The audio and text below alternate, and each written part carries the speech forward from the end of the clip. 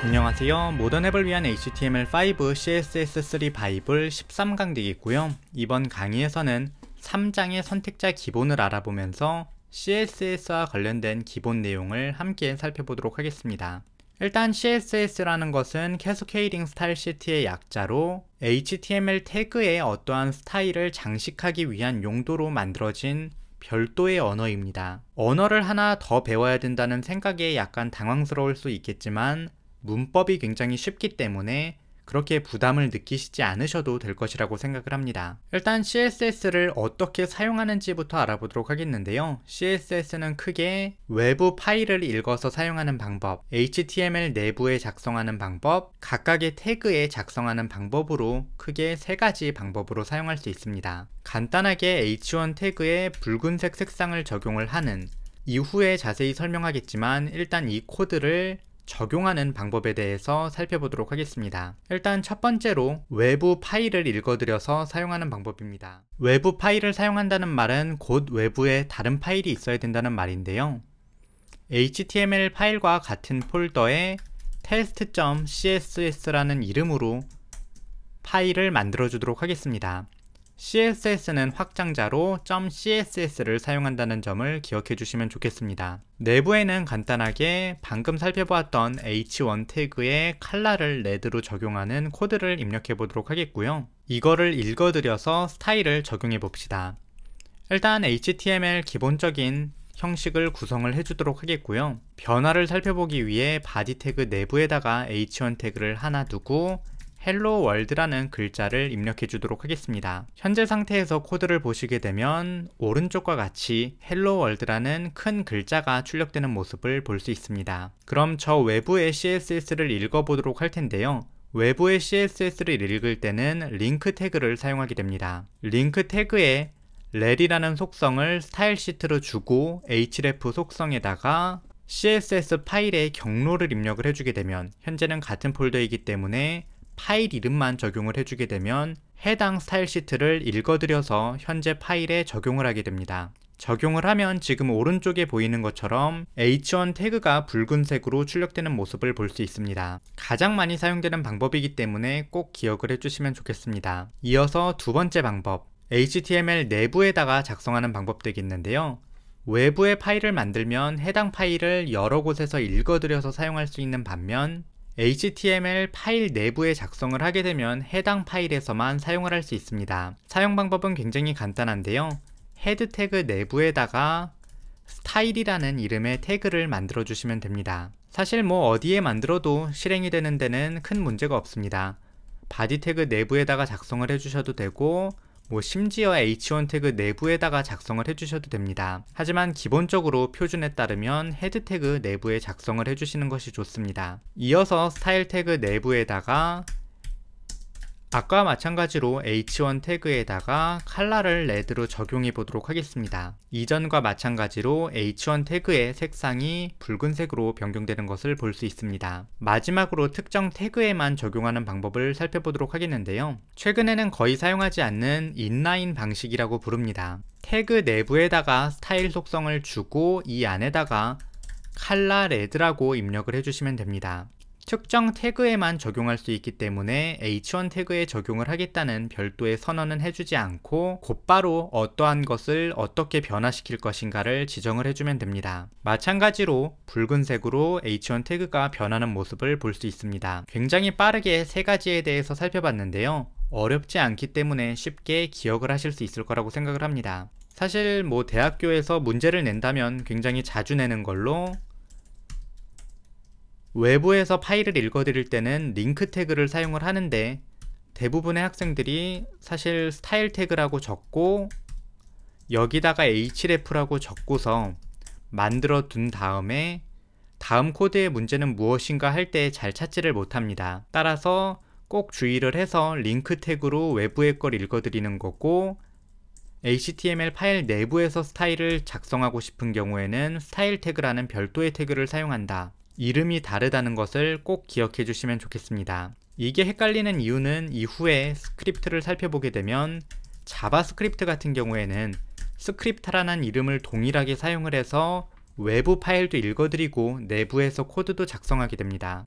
요것 때문에 자주 헷갈릴 수 있는 부분이기 때문에 CSS는 외부에서 읽어드릴 때랑 내부에서 사용할 때 사용하는 코드가 다르다는 것을 꼭 기억해 주시면 좋겠습니다. 그럼 이어서 CSS의 기본적인 구문에 대해서 알아보도록 할 텐데요. CSS는 기본적으로 어떠한 것에 어떠한 속성에 어떠한 값을 적용할 것이냐, 이러한 형태로 구성을 하게 됩니다. 속성과 값 사이에는 콜론을 넣어서 구분을 해주게 되고요. 이 두 개를 합쳐서 스타일 블럭이라고 부르게 되는데, 이것을 여러 개 작성할 경우에는 각각의 사이를 세미콜론으로 연결해 주셔야 됩니다. 물론 마지막 줄은 세미콜론을 연결할 필요가 없겠지만 외관적인 이유로 세미콜론을 써줘서 전체적인 느낌을 통일해 주는 경우가 많습니다. 어떠한 속성에 어떠한 값을 입력할 수 있는지는 사실 다음 강의 4장에서 알아보도록 할 거고요. 지금은 정말 간단하게 칼라라는 속성을 레드로 지정한다만 입력을 하도록 하겠습니다. 그럼 이제 이번 강의에서 중요한 것은 저 어떠한 것이 되겠는데요. 이 어떠한 것을 지정하는 방법을 우리는 선택자라고 부르고 영어로는 셀렉터라고 부르게 됩니다. 정말 많은 선택자가 있는데요. 책의 내용을 살펴보시게 되면 정말 많은 선택자를 주르륵 다루게 되는데, 우리 강의에서는 전체 선택자, 태그 선택자, 아이디 선택자, 클래스 선택자, 후손 선택자, 자손 선택자, 속성 선택자까지만 알아보도록 하겠습니다. 나머지도 굉장히 많이 사용이 되기는 하지만 좀 복잡한 디자인을 만들 때 사용되기 때문에 이 책의 범위에서는 다루지 않습니다. 이러한 선택자 같은 경우에는 이 모던앱 시리즈랑 연결되는 위키북스 쪽에서 번역되어서 나오는 책에서 많이 활용을 하기 때문에 해당 내용을 공부하실 때 이 부분을 다시 살펴보시면 되겠고요. 우리 강의에서는 위쪽에 있는 자주 사용되는 것만 알아보도록 하겠습니다. 일단 전체 선택자입니다. 전체 선택자는 별표를 입력을 하게 되고요.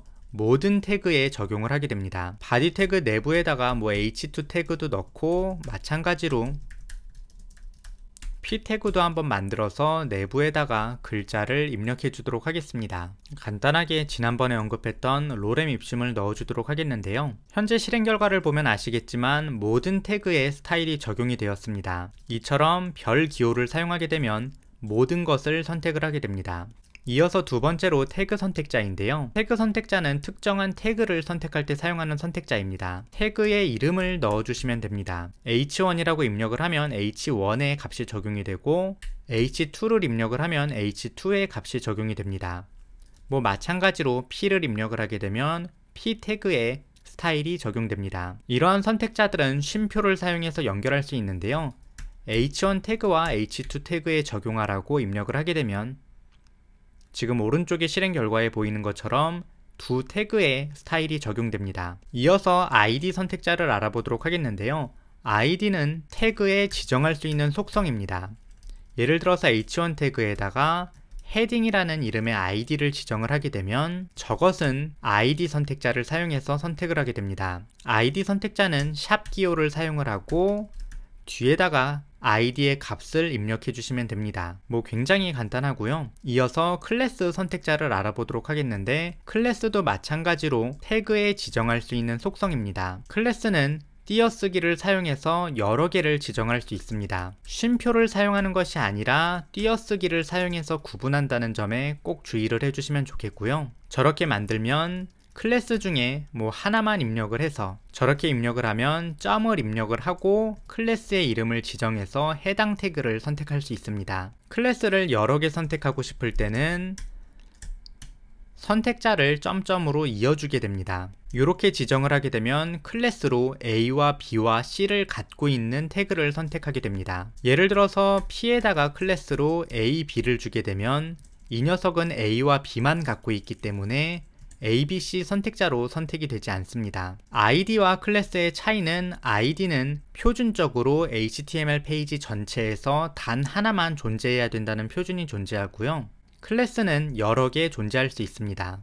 다만 요건 표준에 의한 이야기지, h1 태그에다가 아이디 둘 다 헤딩 주고 샵 헤딩 했을 때 적용되는 데는 큰 문제는 없습니다. 하지만 아이디 속성 중복이 일어나게 되면 자바스크립트를 다룰 때 문제가 발생하기 때문에 HTML 전체에서 유일하게 하나만 사용해 주시는 것이 좋습니다. 그럼 이어서 후손 선택자와 자손 선택자에 대해서 알아보도록 하겠는데요. 일단 후손과 자손이 무엇인지를 알아야 할 것 같습니다. 간단하게 아래쪽에다가 UL 태그를 추가하고 li 태그를 3개 정도 만들어 준 다음에 내부에다가 헬로우라는 글자를 입력해 주도록 하겠습니다. 일단 기본적으로 후손이라는 것은 자기 아래에 있는 모든 것을 의미하게 됩니다. 바디 태그에 후손이라고 하면 h1 태그, h2 태그, p 태그, ul 태그, 모든 li 태그를 포함하게 됩니다. 자손이라는 것은 자기 바로 아래에 있는 자손을 나타내게 되는데요. 바디 태그의 자손이라고 하면 h1, h2, p, ul 태그 4개밖에 없습니다. li 태그는 손자이기 때문에 자손이라고는 부르지 않게 됩니다. 이러한 상하 관계를 선택을 할 때 사용하는 선택자가 바로 후손 선택자와 자손 선택자인데요. 이 태그들은 방금 살펴보았던 아이들을 조합해서 사용하게 됩니다. 일단 후손 선택자는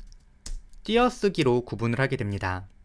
바디 아래에 있는 p 태그를 선택한다라 그러면 바디 아래에 있는 모든 p 태그를 선택하게 됩니다. li라고 입력을 하게 되면 바디 아래에 있는 모든 li 태그를 선택을 하게 됩니다. 따라서 오른쪽의 실행 결과처럼 붉은색으로 출력되는 모습을 볼 수 있습니다. 이어서 자손 선택자인데요. 자손 선택자는 꺾은 괄호를 사용해서 나타내게 됩니다. 바디 아래에 있는 p 태그를 선택하라 그러면 오른쪽의 실행 결과처럼 p 태그가 붉은색으로 나오는 모습을 볼 수 있습니다. 다만 li라고 입력을 하게 되면 li는 후손이지 자손은 아니기 때문에 컬러가 적용되지 않는 모습을 볼 수 있습니다. 이어서 속성 선택자를 알아보도록 하겠는데요. 속성 선택자는 꺾은 괄호를 사용을 해서 구성을 하게 됩니다. 간단하게 h1 태그를 만들고 타이틀이라는 속성을 테스트라고 주고 글자를 입력해 보도록 하겠습니다. 속성 선택자는 요 대괄호 안에다가 타이틀 이퀄 테스트라고 넣어서 만들게 됩니다. 그냥 타이틀이 테스트인 걸 선택한다라는 굉장히 간단한 구문이기 때문에 쉽게 이해하실 수 있을 거라고 생각을 합니다. 추가적으로 이때 따옴표는 생략을 할 수 있고요. 값을 지정하지 않게 되면 타이틀이라는 속성을 갖고 있는 모든 태그를 선택하게 됩니다. 이것들은 또 다른 태그들과 연결을 해서 사용할 수 있으며 h1 태그 중에 타이틀이 있는 녀석을 선택할 때는 지금 요와 같은 형태로 구성하게 됩니다. 굉장히 빠르게 알아보았지만 사실 이해를 하시는 데는 큰 문제가 없을 거라고 생각을 합니다. 문제가 되는 것은 문법을 외우는 것이라고 생각하는데요. 문법을 외울 때 가장 중요한 것은 많이 입력해 보시는 것이라고 생각을 합니다. 그래서 이러한 코드들을 입력을 할 때 많이 연습을 해볼 수 있는 방법에 대해서 알려드리도록 하겠는데요. 우리가 이전 강의에서 li 태그를 입력하고 탭을 누르면 li 태그가 만들어지고 h1 태그를 입력을 하고 탭을 누르면 h1 태그가 만들어진다 등에 대해서 알아보았습니다. 이건 사실 선택자를 지정하는 건데요. h1 태그 중에 타이틀이 테스트인 걸 만들어라 라고 하고 탭을 누르시게 되면 속성이 타이틀인 녀석이 만들어지게 됩니다. 마찬가지로 h1인데 id가 테스트인 녀석을 만들어라 그러면 h1 샵 id라고 입력을 하고 탭을 눌러주시면 됩니다. 클래스 선택자를 연습해 볼 때는 이러한 형태로 구성을 해보시면 되겠죠. 추가적으로 이 작성 방법은 굉장히 특이하게 ul 아래에 li 5개 만들어라 라고 하는 코드까지 가능합니다. 이렇게 입력하고 탭을 누르게 되면 ul 아래에 li가 5개 만들어지게 됩니다. 자손 선택자를 이렇게 사용한다도 쉽게 이해하실 수 있을 거라고 생각을 합니다. 추가적으로 이것도 연결해서 작성할 수 있는데요. ul 아래에 li 5개 만들고 그 아래에 a 태그 만들어라 라고 하고 탭을 누르게 되면 지금 화면에 보이신 것처럼 코드가 쭉 작성됩니다. 물론 후손 선택자는 따로 작성할 수 있는 방법이 없겠지만 지금까지 살펴보았던 녀석들을 모두 이걸로 연습을 해보실 수 있을 거라고 생각을 합니다. 참고적으로 자주 들어오는 질문 중에 ul 아래에다가 li 만들고 탭 눌렀는데 li 태그만 바뀐다라고 하시는 분이 있는데요. 이 작성 방법을 사용할 때는 쭉 붙이고 작성을 해주셔야 됩니다. 그래서 띄어쓰기 없이 ul 아래에 li 5개 만들고 아래에 a 태그 만들고 안에다가 이미지 태그 넣어달라고 하고 탭 누르시면 쭉 작성이 됩니다. 요것만 주의를 해주시면 사용할 때 큰 문제가 없을 거라고 생각을 합니다. 참고적으로 이 작성 방법을 우리가 젠 코딩이라고 부르게 되는데요. 비주얼 스튜디오 코드에서만 사용할 수 있는 기능은 아니고 사실 다른 에디터에서도 이 젠코딩이라는 플러그인을 깔게 되면 이러한 코드 작성이 가능해집니다. 보시게 되면 이외에도 굉장히 다양한 작성 방식이 있는데요. 예를 들어서 P 아래에다가 글자를 만드는데 테스트라고 만들어라 라고 하고 탭을 누르게 되면 내부의 텍스트도 한 방에 들어갑니다. 또한 코드를 작성을 할 때 li에다가 아이템을 만드는데 요거 우리 3개 만들 건데 숫자를 1, 2, 3으로 붙여주면 좋겠다라고 할 때는 이렇게 달러 표시를 사용을 해서 탭을 입력하면 됩니다. 엄청나게 다양하게 활용할 수 있고 이거를 사용하냐 못하냐에 따라서 코드 작성 속도가 굉장하게 차이가 나기 때문에 젠코딩의 문서는 한 번 정도 보시는 걸 추천드립니다. 이와 관련된 내용은 유튜브 아래쪽에 댓글로 달아두도록 하겠습니다. 어쨌거나 한 강의의 이 3장의 내용을 한 방에 쭉 알아보았는데요. 사실 크게 어려운 것은 없으셨을 거라고 생각을 합니다. 이 이외의 선택자는 그때그때 나올 때마다 살펴보도록 하겠고요. 이후에 이 책 이외의 다른 책들의 인터넷 강의를 할 때, 그러니까 디자인 책과 관련된 인터넷 강의를 진행을 할 때 그때 자세하게 살펴보도록 하겠습니다. 어쨌거나 오늘 강의는 여기까지 되겠고요. 다음 강의에서 4장에서 뵙도록 하겠습니다. 감사합니다.